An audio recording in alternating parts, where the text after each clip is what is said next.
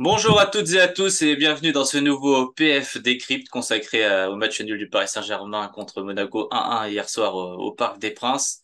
Alors voilà, on a vécu une soirée un petit peu particulière. Il y aura sûrement un petit peu plus de procès que la semaine dernière contre Lille. Voilà, donc pour ce podcast, je suis avec deux rédacteurs.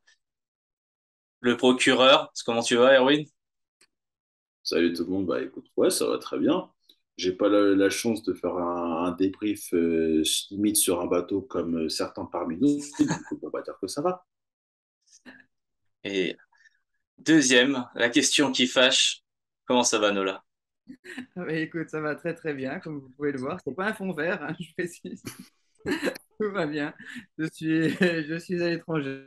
Bon, c'est cool. Bon, en tout cas, pour tout le monde, bah, n'hésitez pas à vous abonner, à liker la vidéo. Et c'est parti. Et c'est parti pour la question des internautes. Alors, j'en ai gardé deux, hein, qui m'ont paru, voilà, bien résumer le match. Je vais en faire une pour Erwin. La première, le but encaissé est honteux. Voland va aussi vite qu'un vétéran. Et pourtant, Kimpembe n'arrive pas à le rattraper. L'alignement de la défense est catastrophique. Et Donnarumma nous fait une létisie. Il a déjà le cul par terre avant la frappe de Maxime BCR. Qu'est-ce que t'en penses? C'est un peu dur quand même je viens de revoir l'action. Pour moi, c'est un peu dur de mettre la faute sur Kipembe parce que c'est vraiment la défense même qui a complètement foiré le marquage. Déjà, comme, le premier truc, c'est que quand vous regardez bien, c'est Marquinhos en fait qui ouvre l'angle littéralement pour Voland sur l'occasion. Et tu as envie de te demander qu'il était au marquage il y a 20 secondes, mais pourquoi tu ouvres ton axe comme ça? Kipembe qui essaie de le rattraper aussi bien que mal, bon, forcément, c'est mal donné. Mais il y a aussi l'alignement de Ramos. Quand vous regardez bien, il ne joue pas le hors-jeu avec les deux autres. Si Ramos était un peu plus rapproché, l'action serait partie en hors-jeu et du coup, on aurait eu le ballon et on serait reparti de l'autre côté. Le problème, c'est qu'en fait, c'est un alignement complet de toute la défense qui a foiré malheureusement sur ce moment-là. Et c'est comme ça, en fait, qu'on a encaissé ce but dans les 20 premières minutes du match. Non, je Ouais, suis tout à fait d'accord avec toi, hein. Ramos laisse l'action en jeu, malheureusement. Après, il essaye bien de se rattraper. Kipembe veut essayer de bloquer le ballon, mais il a peur de faire faute en tant que dernier défenseur. Je pense que c'est ça qui le bloque un peu, qui l'empêche de pouvoir vraiment tacler. Et Ramos, même quand il revient, il pourrait presque en fait dévier la balle. Moi, je pense aussi, hein, mais Et du coup, bah, c'est ouais, on t'a juste perdu une seconde, mais c'est pas grave. Je crois que t'avais fini. Bah du coup, j'ai le deuxième commentaire d'un internaute pour toi, Nola, pas de souci. Malheureusement, l'absence de Vitinha s'est faite ressentir. Sanchez, qui était pas au rendez-vous, Mbappé qui gâche pratiquement tous les matchs où Paris a eu du mal. C'était face à des équipes qui mettaient un gros pressing. Il faut que Galtier regarde comment contrecarrer ce type d'opposition. Voilà, j'ai envie de dire, est-ce que pour toi, c'est le problème de ce PSG-là, c'est-à-dire d'être à l'aise contre les équipes qui pressent moins et quand les équipes mettent un plus gros pressing, Paris est en difficulté, ça, voilà, ça remonte aussi un peu à l'année dernière. Écoute, j'ai envie de dire, si quand Vitinha était là les premiers matchs, est-ce que c'était peut-être lui le facteur déterminant au milieu? Parce que du coup, Verratti était vraiment suppléé, et avait vraiment quelqu'un qui jouait quasiment comme lui en fait, et du coup, on avait vraiment deux rampes, à la fois deux rampes de lancement et deux stoppers, et qui faisaient très, très, très bien le harcèlement. Et là, il a manqué, et Sanchez n'a pas du tout su suppléer, et ça a fait presque un trou, j'ai envie de dire, dans l'équipe au milieu, mais très compliqué du coup pour le reste de l'équipe. Ouais, c'est peut-être le facteur déterminant. Alors, s'il prend autant de jaunes que Verratti, on va le voir 3 matchs sur 4, malheureusement. Et il va falloir travailler ça à l'entraînement, je pense, oui. J'ai oublié de préciser que c'était bien sûr un commentaire de MacDiel, voilà. Et puis bon, Erwin, on aura le temps d'y revenir, donc je vais pas t'interroger sur cette question, mais du coup voilà le match. J'ai envie de faire un petit peu, j'ai envie d'aller titiller un petit peu, voilà ce qui s'est passé. Je sais que bon, c'était pas non plus un super grand match pour vous, mais bon, du coup j'ai quand même quelques stats sur le match si je les retrouve. Voilà. Du Cadré, moi, c'est la seule qui fait mal. J'ai quelques stats sur le match, j'y arrive normalement. Bon, en tout cas, le Paris Saint-Germain a beaucoup plus tiré. Le Paris Saint-Germain a dominé quasiment, voilà, outrageusement au moins 50 minutes de ce match, hein. Si on regarde un peu le graphique, il y a eu évidemment les 30 premières minutes qui ont été quand même très compliquées, mais fin de première mi-temps, c'était mieux. Et deuxième mi-temps, c'était presque à sens unique. On a des joueurs qui sont montés en puissance au fil du match. Est-ce que malgré ce match nul, cette petite déception et on va dire quand même des choses à revoir, hein, vous pourrez y revenir en détail. Ma question, la première, c'est est-ce que finalement ça a un mal pour un bien aussi d'avoir un match un peu plus difficile avant les grosses échéances qui arrivent? Bah, c'est quasiment un échec finalement. On n'a pas réussi à mettre le jeu en place tel qu'on l'a fait sur les premiers matchs. C'est peut-être ça qui est un petit peu dommage. Après, peut-être que ça va permettre aussi de dire non, voilà, il faut impérativement rester concentré sans arrêt. On n'a pas le droit de se relâcher, on n'a pas le droit de s'endormir sur les lauriers. Donc peut-être qu'effectivement, ça peut être un mal pour un bien. Bah, moi, je pense surtout que pour moi, le match n'est pas si mauvais que ça en soi, en fait, hein. Donc, à part peut-être les 30 premières minutes où en fait, on ne s'est absolument pas retrouvé. On ne va pas se demander pourquoi, parce qu'entre le milieu qui a été complètement abonné absent, l'attaque a été plutôt en berne en première mi-temps. En deuxième mi-temps, on s'est un peu plus retrouvé. Il y avait un peu plus de mouvement. Mais je pense que c'est surtout que le pressing de Monaco nous a fait tellement mal et qu'on avait du mal en fait à se retrouver, mais il a fallu que Monaco baisse un peu le rythme en seconde mi-temps et qu'il y ait eu ce fameux penalty. Heureusement qu'il y a eu la VAR, parce que si n'y avait pas la VAR, je pense qu'on n'aurait pas sifflé penalty, alors ça a été honteux. Mais je pense que c'est à partir de là qu'on a repris le match en main, en fait. Et moi, personnellement, ça peut paraître bizarre, mais j'ai bien aimé, dans le sens qu'on soit mis en difficulté comme ça par Monaco. Comme ça nous a permis de voir comment le PSG pouvait répondre et pouvoir se remettre la tête en avant pour pouvoir chercher à gagner ce match. Parce qu'auparavant, je pense que ce genre de match, on aurait perdu avec l'autre demeuré. Mhm. Dans les réactions dont tu parles, j'ai bien aimé parce que toi, par exemple, Ramos, je pense qu'il sait que c'est lui qui est un petit peu coupable sur le premier but. Et tout de suite, on l'a vu après, quasiment en position d'attaquant, là, quand il essaie de faire son retourné. Et voilà. Ça, non, mais c'est quelque chose. C'est le défenseur et finalement, il est en position de premier attaquant quasiment quand il reçoit Ouais, le mais ballon.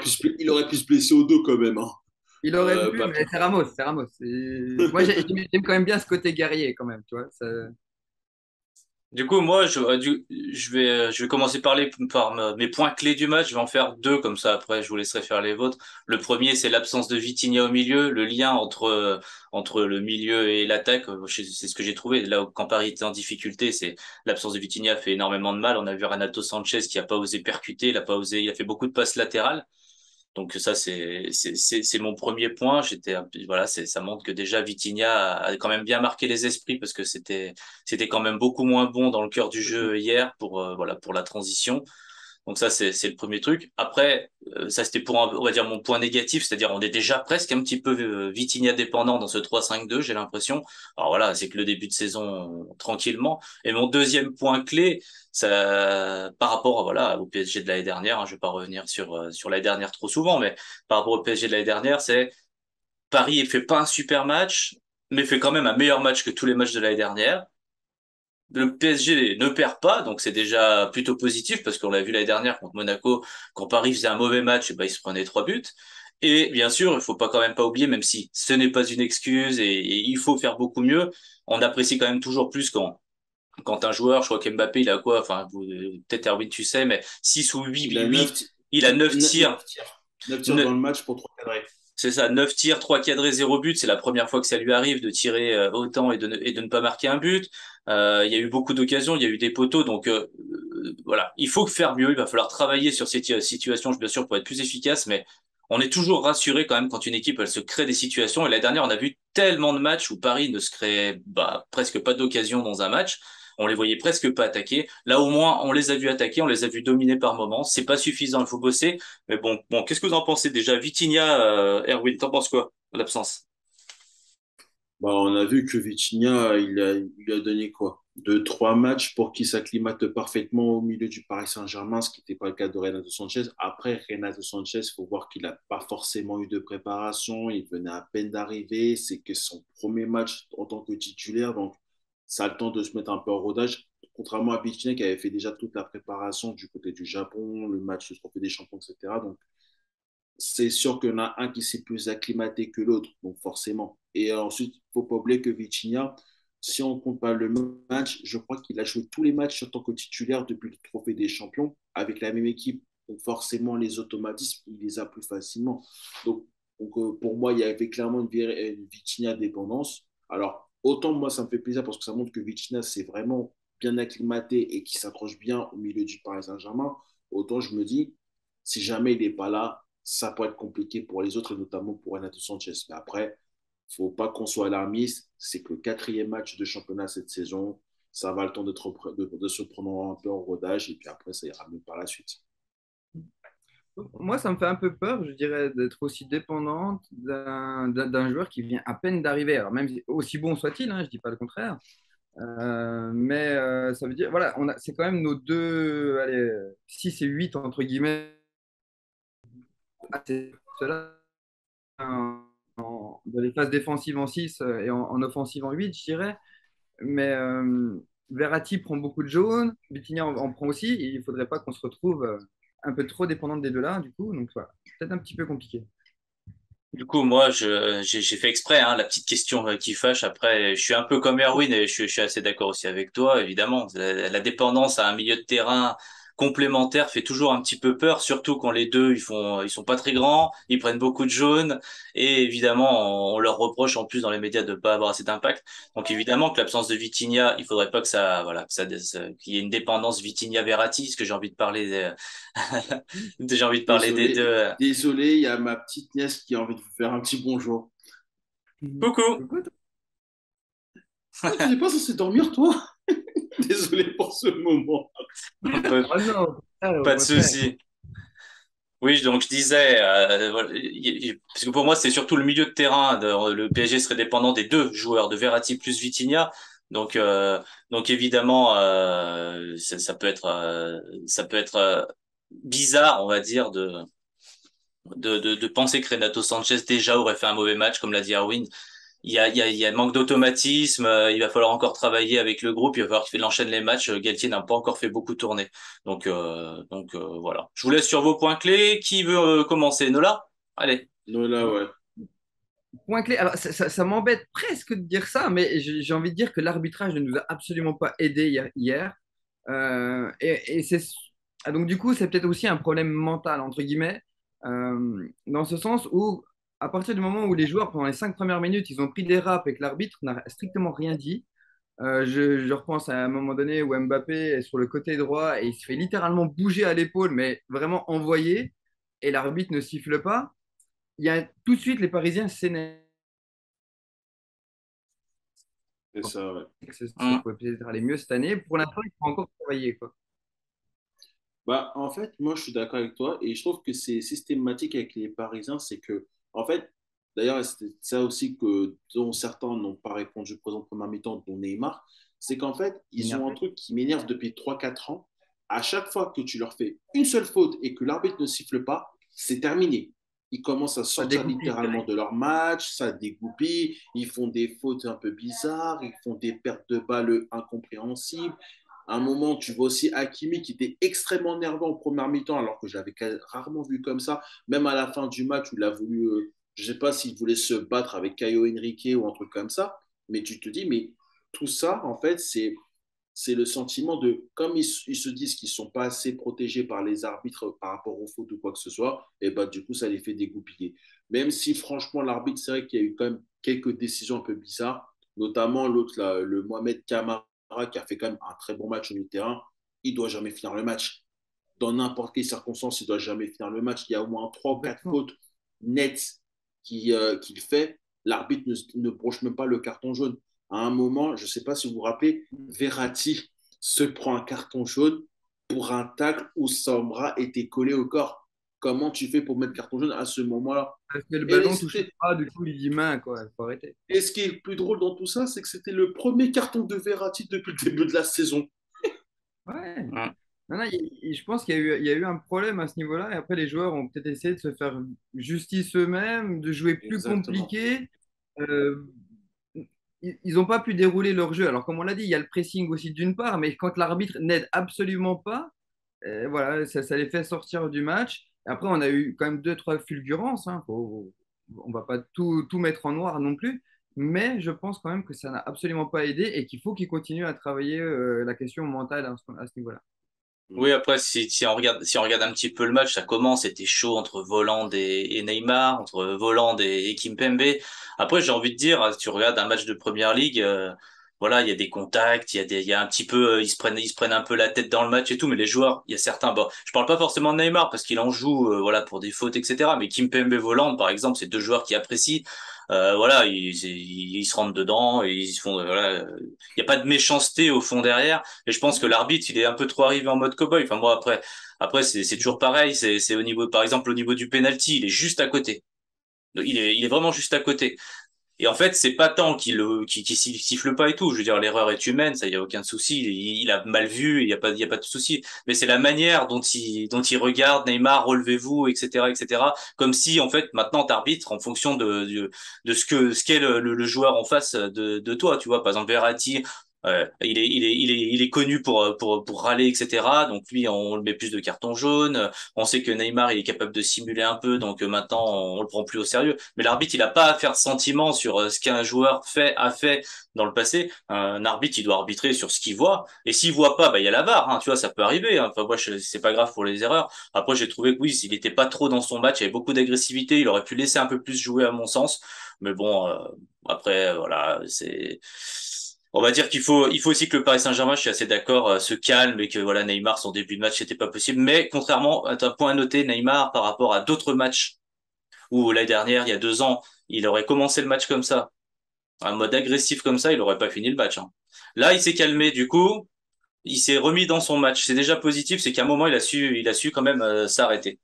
Ouais, du coup, Erwin, est-ce que tu as un point clé de ce match? Bah, moi, j'ai un point clé, ce serait bah, encore une fois le problème d'efficacité des Parisiens. Je veux bien qu'on me dise la semaine dernière, on en avait collé 7 contre Lille, etc. Mais j'avais dit quand même dans ce genre de match, contre une équipe comme Monaco qui va bien jouer, bien serré et bien bloc bas par moment, par séquence, tu te dois d'être tueur à la moindre occasion. Il a fallu attendre qu'on soit à la 70e minute et un penalty sifflé par la VAR pour marquer un but. Il a fallu attendre, je crois, la 35e ou 36e minute pour avoir notre premier tir du match alors que Monaco en avait déjà genre deux ou trois juste avant.